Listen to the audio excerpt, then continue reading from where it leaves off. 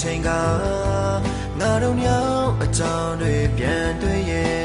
ဘယ်လိုမေးပြရမှာကလေးလေးပြောကူအိုးဝေးတို့ရပြီမဆုံးတဲ့ဘူးစားဆုံးတဲ့တော်လွားမှာကလေးရဲ့ကိုမနေနဲ့မင်းစိတ်ကရောက်တာကို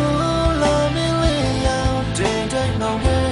တို့လို့ကြွယ်ပြပြီးဒေလာတဲ့ဒီစကား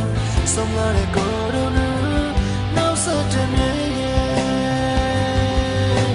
ဝေးတို့ရပြီမဆုံးတဲ့ဘူးစားဆုံးတဲ့တော်လွားမှာကလေးရဲ့ကိုမနေနဲ့မင်းစိတ်ကရောက်တာ